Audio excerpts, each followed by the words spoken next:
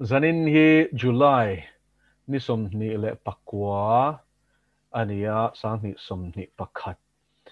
ti chuan zanina rombung riat chang somni le pasari kanzir hova tharawa tong trai na kha ti khan kanzir zota a ti chuan tu na hian Zawhna le Chhanna kan mang chan le dona Zawhna nei piang ten zalen takin in Zawhna ta khain ron zot don nia ti chuan voi khata khan mi pahni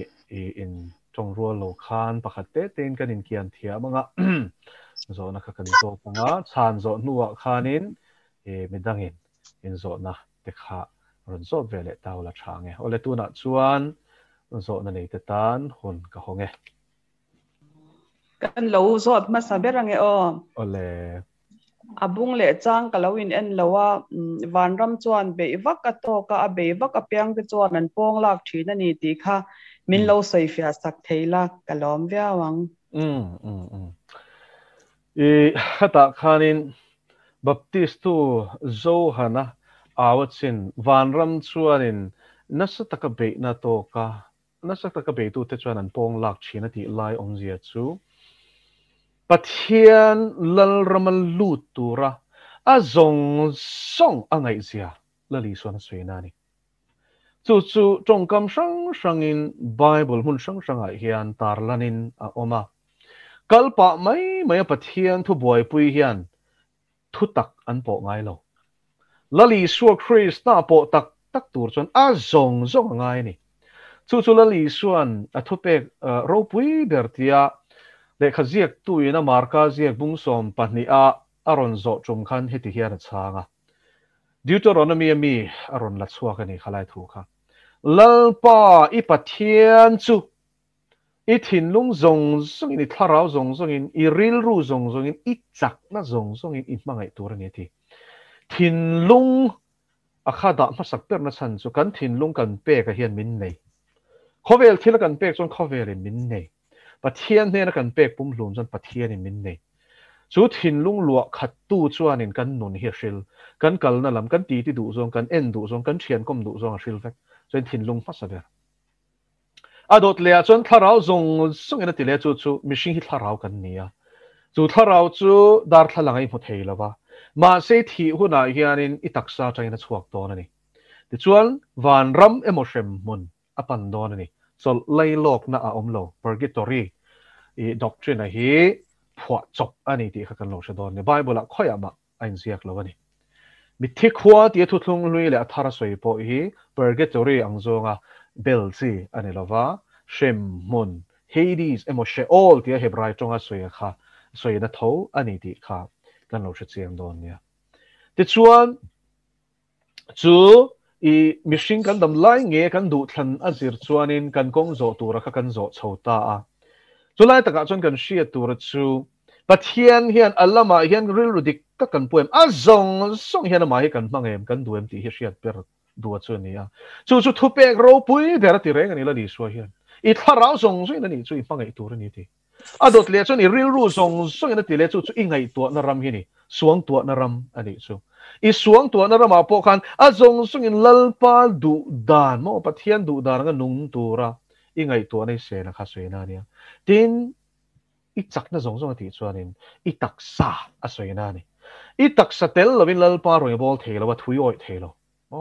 thin lung tharau ril ru le taksa kha azava in a rong bol tur le adu zong te tura in pum pek na khalal pana duni chu en hela hianin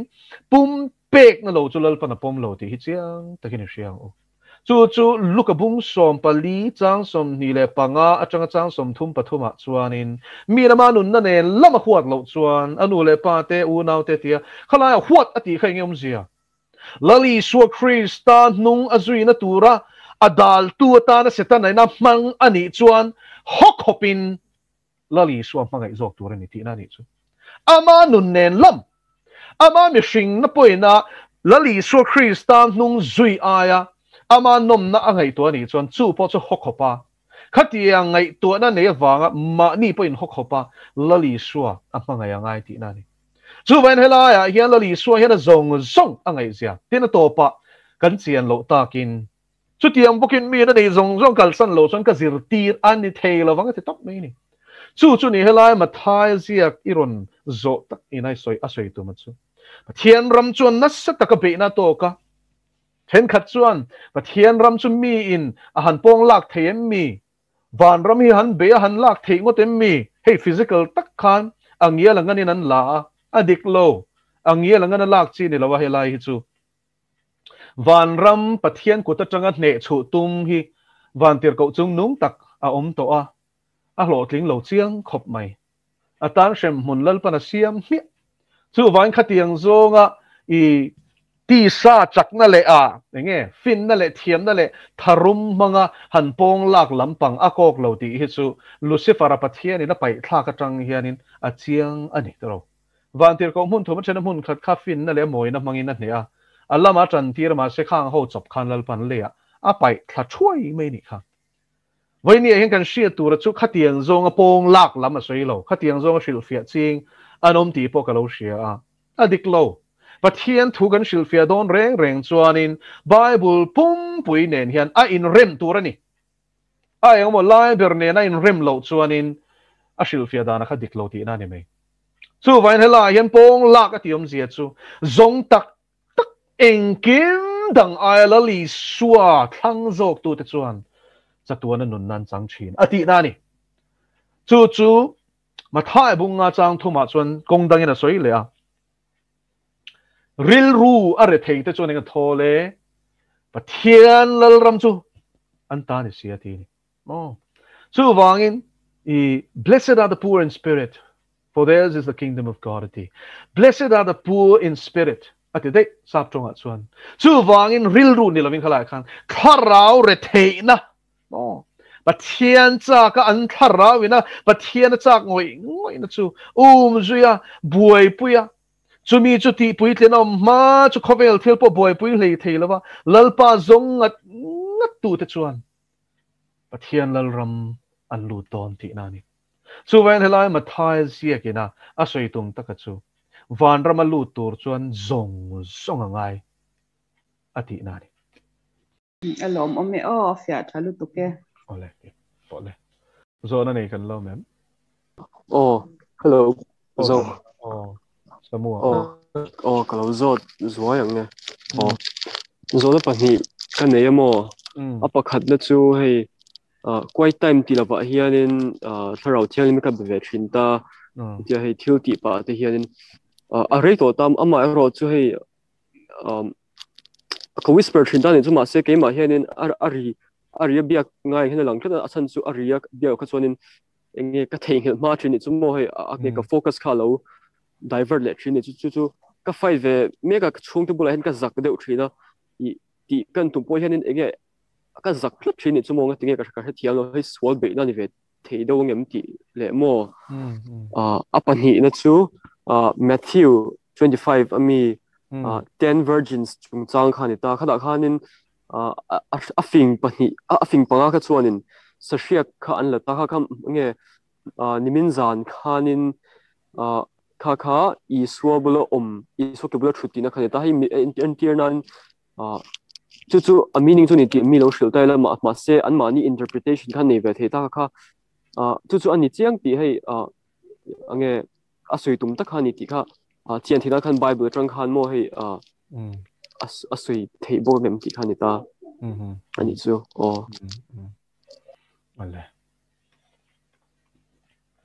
ole zona pani ania quite time mang ta a chumia chuanin I pathian pol nei lo changa chu pol na chu ti chhuwa I lo du ta ma ro chu za nein aron phuar thin che ti ta a ni helai hianin al hallelujah amen pe ka I ring taka hei pathian han fak tuar du na te hi aron om thina chu tharau thiang him na tho ve ka ni chulai chon mi tam tak chuanin pathian na tho ani le ni lo ka chiang lo ten tia lalpa o ni le ni lo te po hian chian lo wang te po na doi ze thei tho ta a amaro chu I pathian ina hemi chung chang fia taka min chan na ka sherang chenga tharau thiang hlim lo chuan la li suwa hi choi moi turin min ti don lo shim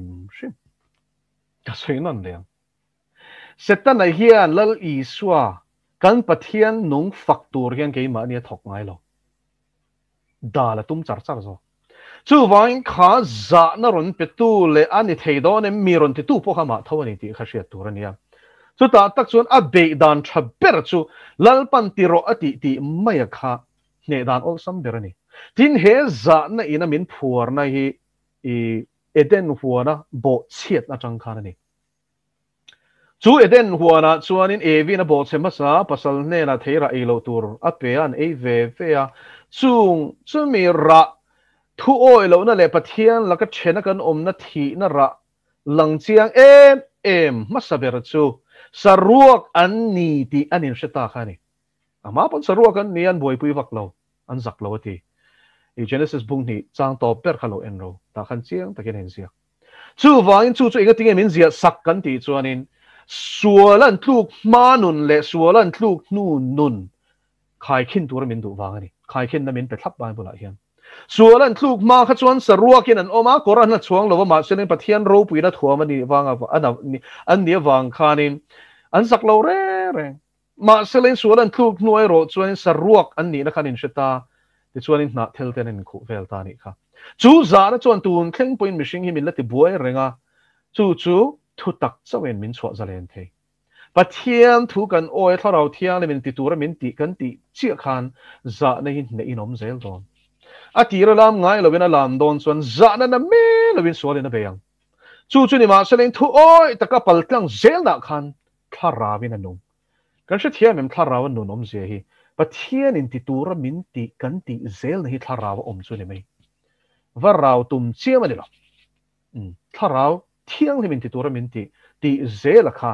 tharawa om na chu ni tini zona pahni po chu mi ne in kung kai tho chu ni ta a shiek a kha enge a chan chu hela hianin fing le mol ti kha te khin thu a ka ti khai khin na kharon mangta ma thai bung som hi panga chang khata chang som pathuma khan tin mi thiang lim nu thiang lim som te hi krista mi thiang lim lor tur ron kal huna ko shandin munin anglo lutuk cheni aswe ni a fing le a anom non thak an thiang lim vek i so thi sena sil fai lo hi thiang lim atingai lo bible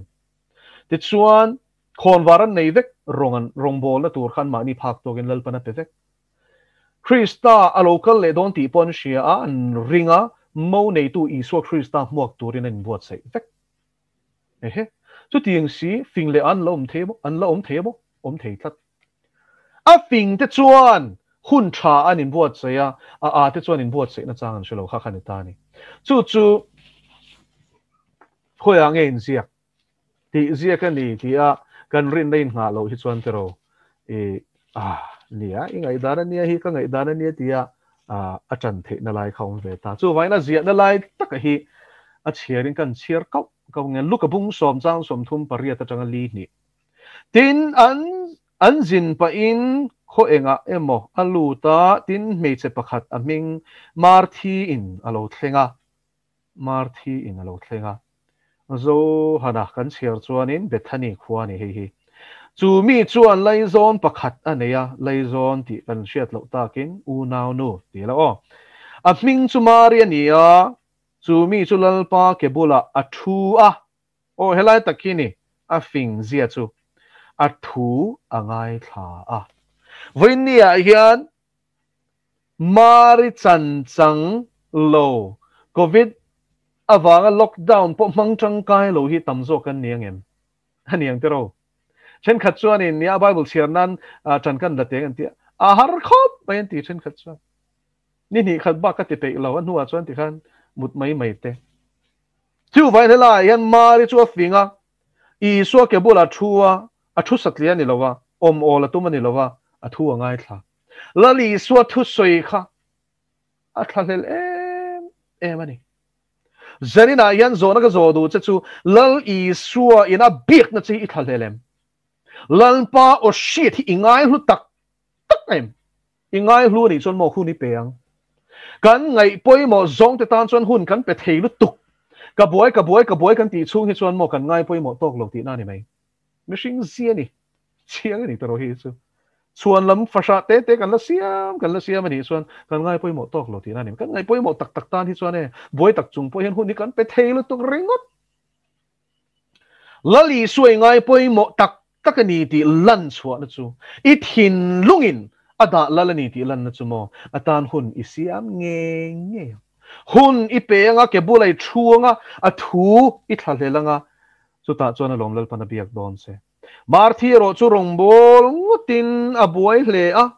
hei Christian tam sok nula ate din munani boy hle a boy em chu ti ngai kha chu ti ngai manin thiam chop ui koi tem po ka nei man lo isu ke ai bible sia ni thangot ma se ka boy lutu chuan lam siam reng Christian a kha an ne na lo kalalal pa ka leizon nu ke ma chau rongbol tura mi kha kham hi poi itilovem mi ka boy te lu len ka in dai lo te lu nen ka leizon nu hetia chu mai hi poi tin nge a bei fair lo mai aron te ni chu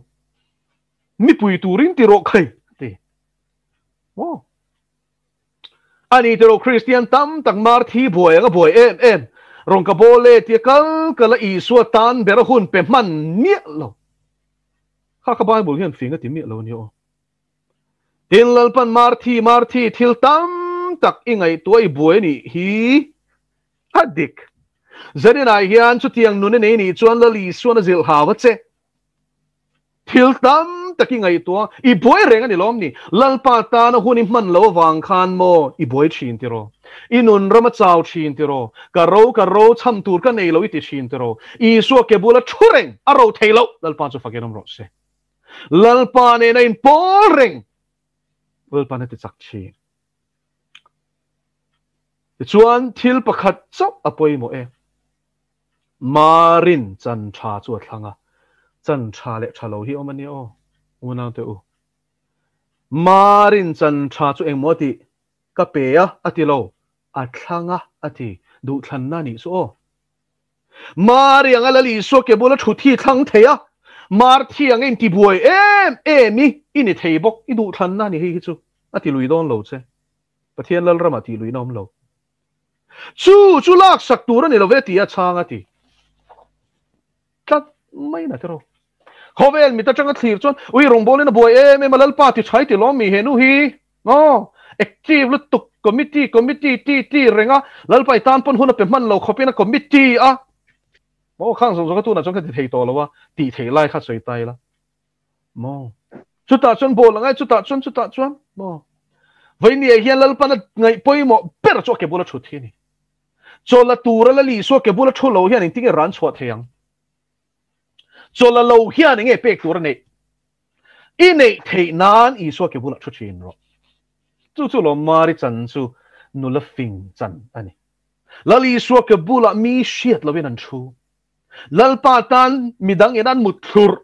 lai le video game le TV an boy pui line mikchak na tlei tira an line setan an hun tha zong ruk sak line tu na yan lockdown na yan hun kan nei da nang che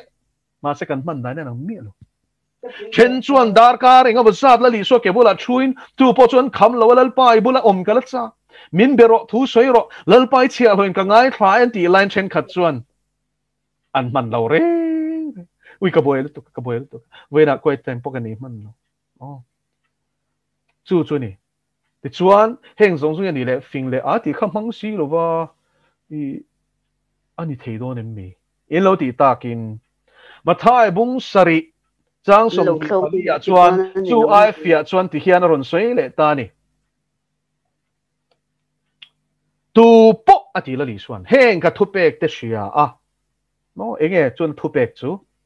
marin chan tha athlang chu sak tur ani lo pathianin nula fing zia min shel chu mi na sia a zoma ni chuan mi fing lungpui chunga in satu nen te hin tur ani te ta chak ti khana chiang em mi fing lungpui chung in satu nen te hin turin tu mo chu a thu pek te sia zom ataka nun pui thu oi hi poi mo ber pathian thu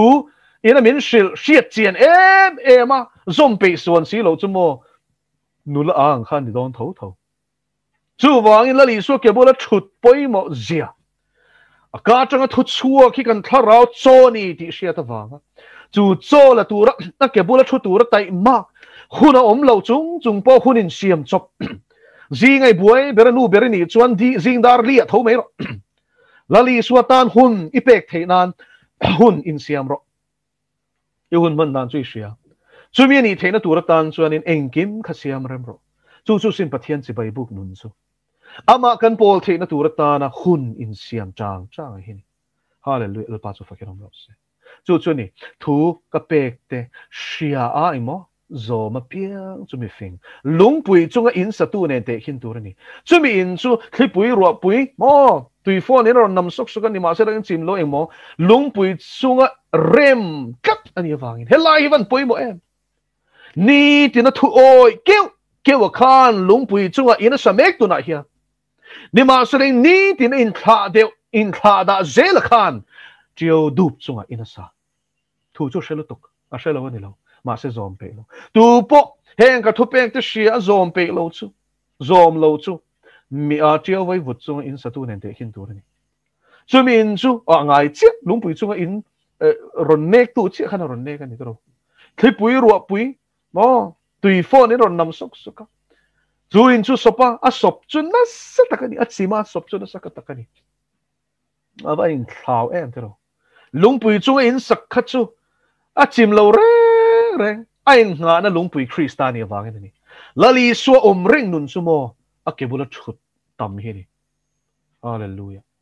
chu vai lal pa hi inuna hi ngai poi mo pero abula mo ama len dun pui hi apoi mo per chu nun chu inei chuanin thlipui engam poi ron noi chema sela itlu lawang ka una kan tluk le chin na chan chamo I suwa kebula kan thut pe lo wang hi ni kan in ti boi lo tuk hi ni chu wangin tu na po hena ni na taka chuanin I internet ta ka boy mo chumi chu ti ngai ti na la boy thei tho ma se lo fing tong se o mari chan hi lo chang la chuan I so ke bola chula a thu soi ngai thla la hun local tur tan lal pana bot seng che chakna peng che fin na peng che thlamon nei na thuamang che o fia thale me kalom le tuke ale ko zom don ya kami ariat dia po kha amen o kapu Hello. o kapu hi Thầy tụi em có trung thầy tụi em. sẽ thầy tụi em kapu Sẽ thầy mô. Là đó nó bắt hiểm một lần tiếng ô. Ole. Cái đó nó bắt hạt mô. Sẽ thầy em. Sẽ thầy em. Nên là xia cái mô. Bài nó nè bà cái sang á. Thì cho anh nó bây giờ nó sẽ phụ ra này thôi. Ai thì mô. Sau đó có vào đuổi em. Chỉ là để chúng ta chỉ là soi tin cái copy mình về thì tin cáiตัวที่mìnhจะbằng cáiพูดกันชั่วที่กันไงดำคาเอโม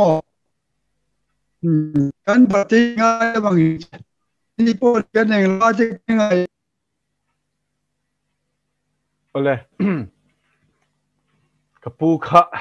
signal khat siang kwang lut tuk lawa an lo do thei sham manga aron lut le mai tura ngai lama kha kan da lal to don ani azo na zo kim ma kha chu hun kan pe don nia ti chuan azo na I aron lu ma po in ti khan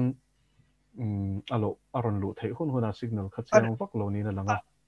cái zo na pani na khai se them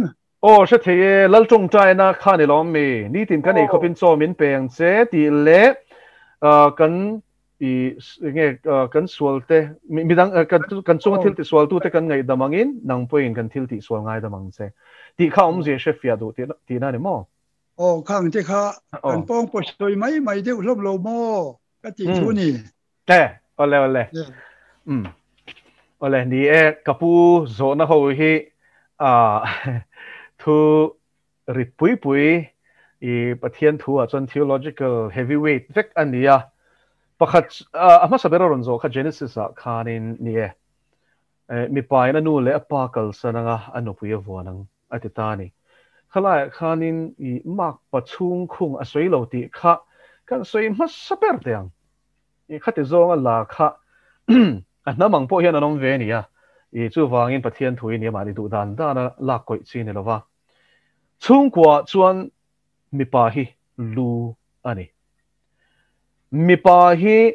lu ni ma sela anu le pa te bula a chung chu anu le a pa te thun huaya a chu thu som pe ka khan chiang takin kan hmuwa thu som pe a khan pathian laka kan ti tur thu pek pali a oma ke ma lo chu pathian dangin nei tur ni lo milem besu ti le lalpai pathian ming chunaranin lam su ti le sabat serro ti khania chung pali chu pathian laka kan ti tur ani line adot le chia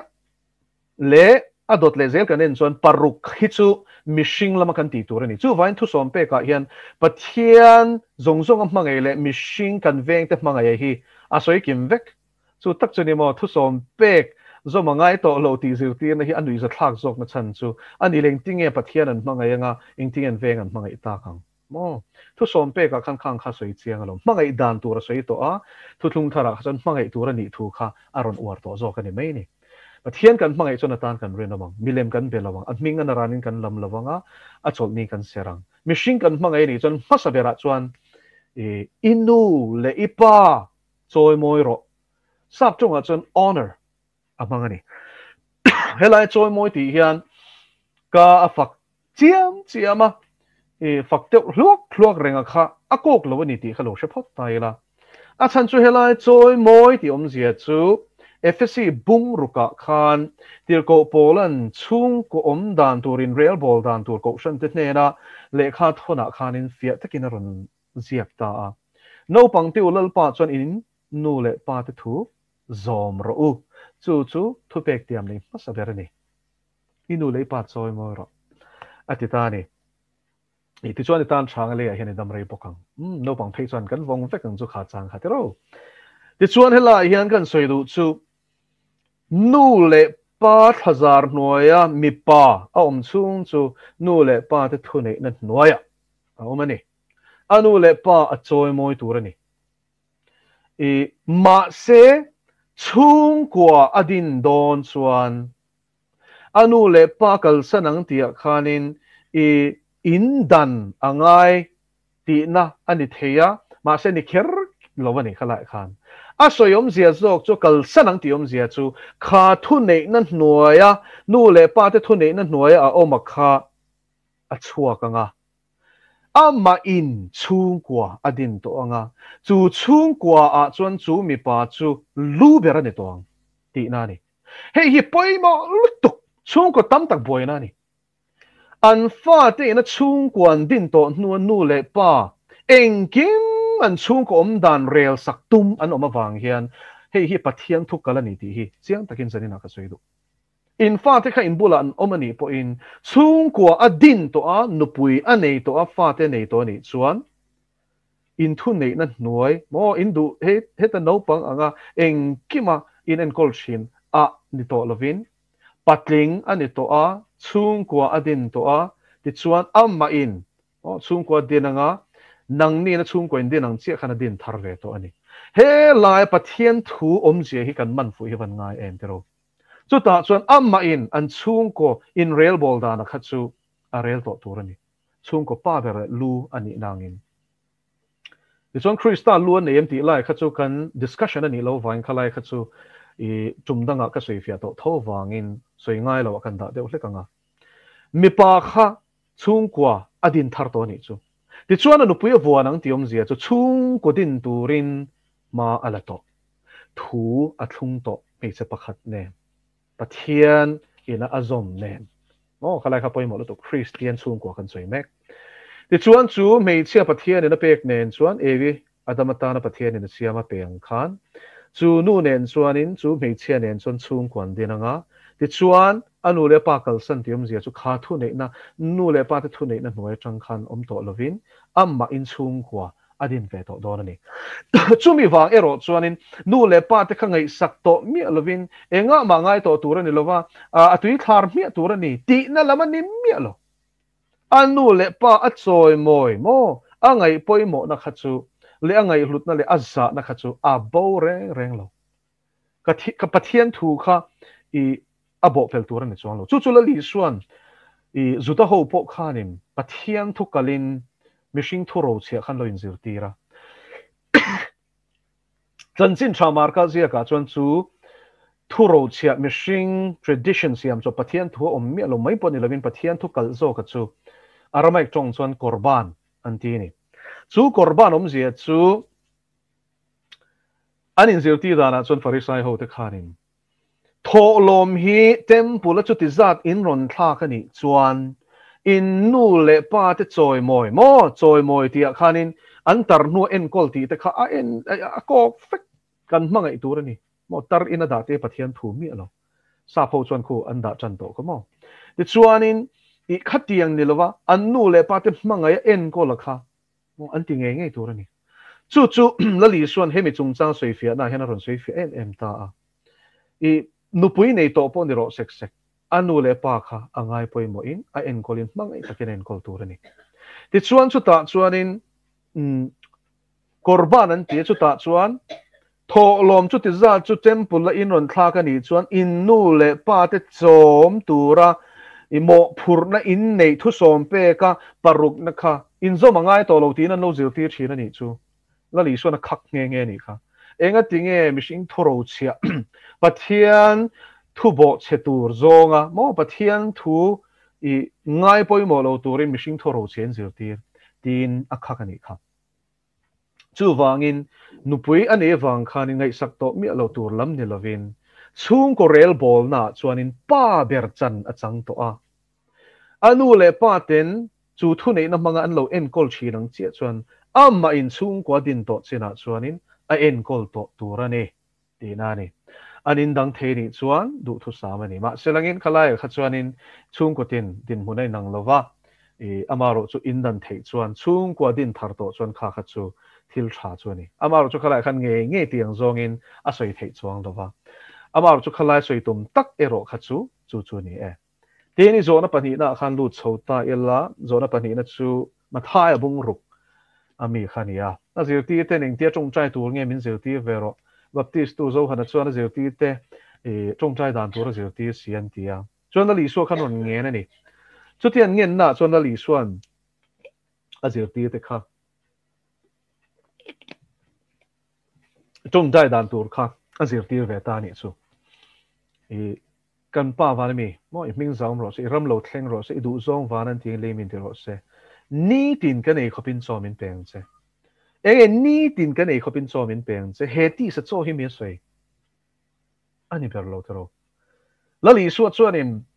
chang per panga le sang ha pan hi chom chum te le e chu tianga chang ti punga sang ha ti punga chom chum khanin an ron zui dul kha a mu ni tro chan sin chan zo hana sia kha khan ti hian a sia ka ni cho dang ral u min phe su ti na azil haw ni kha enge cho dang ral chu ka aluta dai le na chuak le hi cho dang ral chu ni chatuan nun dai pathian thu tak voi pui tur khana ro na ni kha enge chu Genesis bungri chang thu ma chuanin mishing cho dik tak chu pathian ka atanga thutin chuak ani ti himin shil mishing hi chang chawena nung lowanga pathian ka atanga thutin chuak ena nung zok ngati chuan Genesis bung khat chang khat atanga thu puan bung som ni pani chang to ber thleng hi I cho le ka tharau cho chu ni chu ni mishing nun na bul pui chu tu lai chana chon ti sa cho hi kan boi pui a tui theam ber moi ei to ringot boi pui channel ta pom hi ma se kha chu virna min roi de sual tho ni ma se langin pathian thu tak chuan kan tharau a cho ma kong tin reng in chu so ta ni min pathian thu taka a tharau ni tina chom chuan zona ma sa nen pain kung kai na chena mani lali so ke bula thuta zom mo at takalak lu zel chuan pathian thu tak hian I tharau ma mo zong apai vek tharau lam vitamin mo minerals carbohydrates fats engkim I tharau ena ama mo song I tharau chau ni lo I ril ru sel nan ril ru dik I put the nan te taksa sel the nan ten e tur chale chalo thleng ina soi vek bible hian a hol kim lutuk ini na pum pui mo tharau ril ru le taksa sel na dam chat na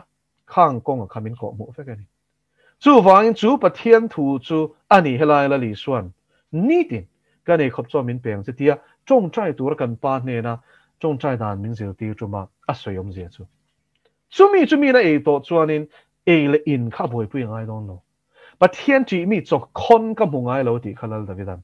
oh so pathian chi mi te hian eng ma kan tla cham don lo adot le lu tai la i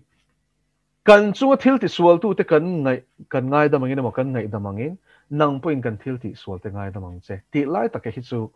tle ma soi fia ngai a pathian in fa pai so Krista kan khovel zong sual zong song a phur ti ra chu korin thon ni bung nga chang som ni pakhata chon heti hian in zia ka sual re reng shelo chu ke ma ni awangin suala siam no mati oh ama chon pathian fel na kan lo ni the nan sual re reng shelo chu suala pathian in siam mati suala siam tiam zia chu sual re reng shelo ma se sual kan sual zong song kha abur bun awa in la li so kha abun achunga khanin abela ni chu chu sual man bat chu ni cross up lo pa chu fakin om ro se ti chuan FSC bungli chang som thum le pahnia chuanin pathian increase ta I so ngai dam cheong bokin in ngai dam ton ro ti ava poi mo em helai hi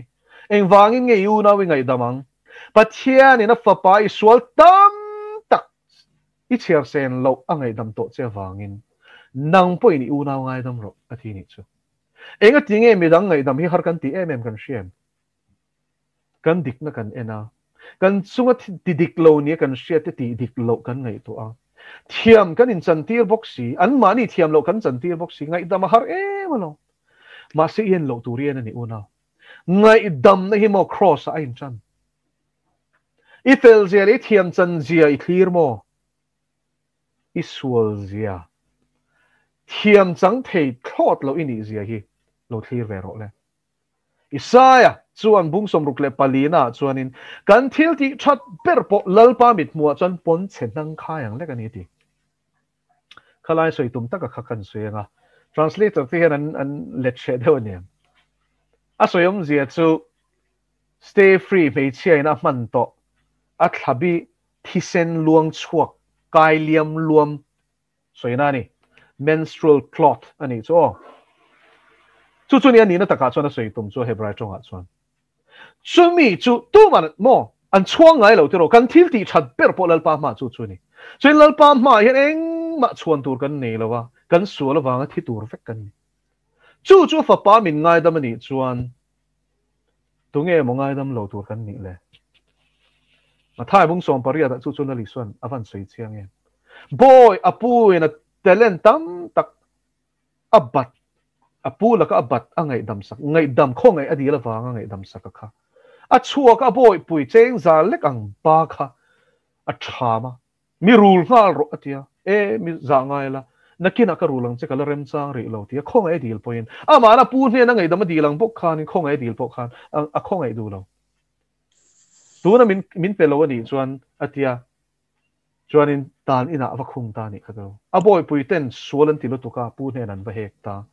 pu chuan tu moi sual kha kan he na ron shwai ro ti ta chuan chu boy sual chu pu ning ti kan shem im isual I batam tak iru sen lo tur kha ngai dam sak chen lom ni I chien tlem te bat khai ngai dam thelo mo he pa hian abat zong a pek tlak ma chu ta ni na khung ro varo ti ni voin ni hian pathian ni nge top a soi ma thai bung som pariat khamite khin thu soi to pa chuanin chutiam bokin in thin lung taka in ngai dam lo chuan ka pa wa na mi na ngai dam lo ang chuti ko na te po na ka ngai dam ti na lam ani lo I thin lung takin ngai dam em I ngai dam ani chuan moi soi to lo ila soi ni chuan ila ngai dam lo chu min ngai dam masaka wanga kan unaw kan mishing pui ta kan poi soi tu ta kan ngai dam hilal pan min zir tira chu vain lal chong trai na chu nge chong trai na chu pathian ne na kan in lan na ni pui thiam hun thiang lim bera pathian mai lan chinang che khani chu vain pathian ma hian pathian in khati zo zai min ngai dam to awanga unaw rem lo ngai dam lo nei chunga a ma chong trai va kun hilal pan a phal lo ti na ni chu awaril em tero so vain pathian ne na mo fian real hun man don hianin ngai dam lo in am in zotro trong trai bor bor ngot chi ni lo lalpa min ngai dam to angin ke pon ka ngai dam to chuin ka ngai dam angin ke po min ngai dam ang cheo ti na ni helai trong trai na hi min ngai dam na sak e ma vain ke pon ka chunga ti sual khamo ka ngai dam to sin lalpa ke pon ka lo ti sual ani chuan min ngai dam vero o ti na ni e lalpan thomal som ba se uzo la zo them o zo the ka pu zo na nen bo khana in kung kai viau thawa mathai mung ru ka hemi le tong chai na kan ti mai hi isu na ji ti te pe khi teaching ji sang sang a hianin hei hi isu na a blueprint min pe ka nia recite word for word recite tura min pe ka ni lo ti hi a no la chu chu trong trai dan tu min ji tin na ko hen chuan hemi a to pa hen isua mingin ti kha fa pa ming khani na to pa hen kan tel si lo lai kha khami kha mino soi fia sak the chuan lal trong trai na tho ani moi zo chu la trong trai na hen word by word recite kher tura ni lo tiang zo zir ti na tak hi chu ka lo la shengai lo wa amaro chu ni ala li suwa mingin ti kha anoi kha nom chuang lo wa amaro chu khalai trong chai na kha chon soi lo ma sela chanchin tha zo hana zia ka chuanin eng po ka mingai di la piang chu mo ka pai na ti sakang chu ti kha chiang takin la li suwa na soi ni chu wain la li suwa krista minga kan dil hi a chan chu pathian ni tu ma hian direct in kan han dor ngot thelo chi hi kan sia tangai fa pakal tlang zel in ani turani ke hi kong le thutak le nun na kani tu po ke ma kal lo chu ti khatro so kan trong chai na po hian lal i suwa kal tlang lo han direct pop i thei kanom lo chu chu chiang ila lali suwa hi pathian ne na kanin kara palai om chun ani timothea le khathon en zia kang khan ole this one word by word a chan tur kher ani lo ti lai hi chuanin lali suan he na khan zirti te khan hetiang hian trong trai thin ro u atia trong trai tur zirti na word by word cham lo kha pathian thu oi lo zirti na ni pathian thu oi lo zirti na ni entertain pokan entertain tur ani lo khatiang zirti na khachu adik lo ti hi chiang hal bal min ka sia a so ven khatiang zirti na kha alo omani ti po kalo shelova ma selain lalpa thukal ani avain lali suangein leom lai tong chai dan tur min zirti rahi kan cham lawanga mo chu antichrist spirit ani ti hi chiang ang o chu wangin pathi helal tong chai nei ni na taka chon word by word hi zir thama omasin kan pa ati ringot te po hi sermon atling alom chu wangin kha chu zirti na dik lo ni ti kha tin chang ta mela ato kange eng lo anon lo me ole mo en ti hen ron zota uzo kalo zot velok se ka chong chai hian mur sung om hi ka nei fowa a chong chai lai na mur sung china ni chu hei hi tharau thiang lim khoi na om puina ania kalo nga ya nge ni anga ti buai tu tharau dang hi an lo ni ve thei thawangem kabul vela thil che hi chu ka sense no ka she fo boka atini ole zona poimo na tukani chung chai na kai noi ne zanina kan subject sir nen pon ain kung kai wangin chang ta phot me la hilai hi kan chung chai hian ni tharau thiang le min chung chai ti hian pathian pol na kan sang chi na ni chu ta chuanin taksa apua feel thei shiat thei tu khopin mur sung te electric ang maya minron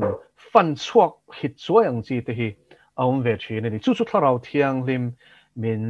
khoi na min pol na ni mo lalpan min pui ni ti kha kan taksa nge po khan shiat thei tura min ron khoi na mo aronin phuan na ani ti kha lo shetala ti chuan amaro chu kabula enga mo ti te tin kha mur nge po kha pathian chang chua ka nim entiran mul thi ding ur ti kha chu I pathian ani to lowa hlau na ani tlang puya I fi la kha poi mo ta ni chu khamuan na in nge kha hlau na in khamuan na ani chuanin pathian tharau thiang de mani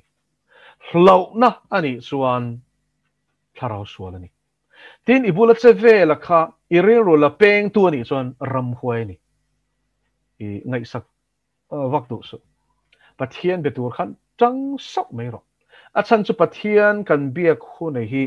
min ruk sak atum thin mel na pa hian ruk ruania Zawhna bung som chang som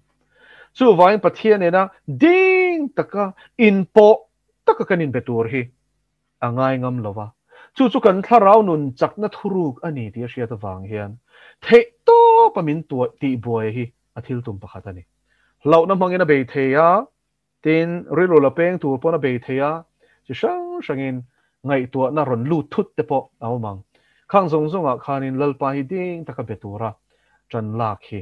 poimo khop mai tharau atong chai hi indona ani tel khal thin ani so vaina chu la ni chon tong chai lak lo lai puwa hallelujah pek thoi mai te hi a thalu tok silai ni kha o silai mu ni kha pok dur khopa pek chon he ta tira na pakhatena mi ron zong khanin pathian ina min pol tak hi chuanin hallelujah pek pop te hi mo alang china ni pe pop pro tangkai la tuk khatia ron zinoi ho kha an puak pop ani mai I chuan tharau lam bom ani kha pathian fakna ani ma se bom ani bok pathian fakna tak tharau changa ron suak hi ram hoi te an nge lo khop mai chuan khang kha pe ui reng su pathian fakna ni bok si tin lung takin tu ma mit mei veng lo hian I pe pop ro atira chuan ke po kha zak thei la tok ma se tu na chuan kholai ka kal lai poin ka pe pop maya nuam khop mai I ka veng hok zel mai ni chu wangin hallelujah amen te hi chu aron thleng ani thot chuanin upet reng su I pe mi ro ti kha an fui do ni ole zo na nei kan lo mem I methiwa zo na nya zak dewa kan zo sakanga I zana men rei vak hi pathiani na phalem bible a hian a omem ti kha angai to dewa chu zan men rei chung chang ole poimo khop mai zan hi mut hun ta na lal pan min pe kania chun hi na tho hun ani chu la li suang ei point Zawhna bung kwa chang lia chuanin chun ani line miti tu na kan thok tur ani ngai te u zan lo thlen non hi chumi huna chun tu man nan thok the to lo ati chu zan hi chu lalpan atira tang rengin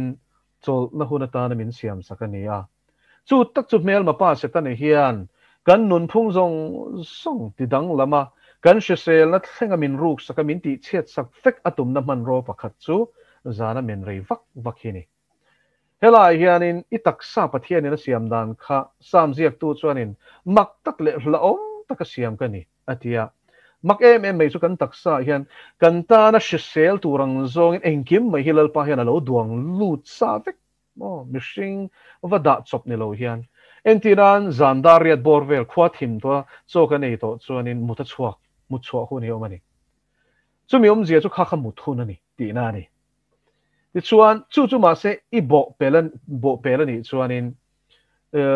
mut le kha har to em mai ni kan se thiam tlang anga chu wanya rei tak kan men to chin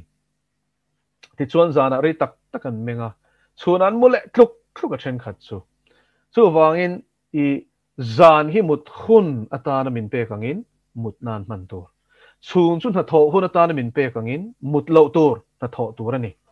chu thiang lim na kong kan zo na kong poimo lu tu kani helai hen pathian in min kai shoi dan kan sueng ka thafam kim ve ka ti na ni chuang lawa in thla da chang ze hi chaka nei ve tho amaro chulal pan tlang puyamin shoi dana chuanin zana hian mutma chuan zinga tho ma ania chuna hin muta phallo bur na tho hunani muthunani lo ti hian min shil chin ani chu wangin pathian ena hun ruat ang thlap hun kan man chuan nun avonga shisel na avong tha a tina poimo pera chu pathian ne na kan len dun na thleng hian a hong vek I tharau I ril ru I taksa shisel na hong fai vek zana men rei hi thalo thot ti na ni chu wangin zan meng rei tak te poinom ka ringa enga mo wanga men rei te hi chom ve a amaro chu mi ni lova nun phunga nei ve shim mi chak na wang te tin kan men chana kha a that lo phei chuanin sim hlo tur ani men rei ti tu kha ti kha kan soitel zeu du bok ani chu enge alung o em Chhanna khan lung oye kan lo me ole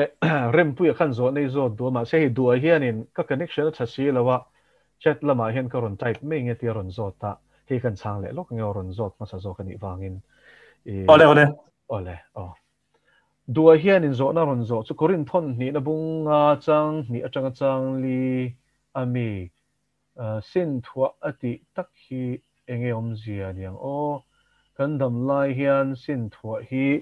kan nei thei do nem ni aron tia sin thua ti ringo tak khachula fia lo wangin a bible chang tar la na hi kan chiar ange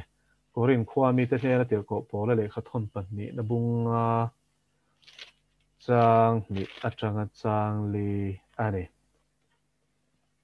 vana ta kan na tur sin thua chak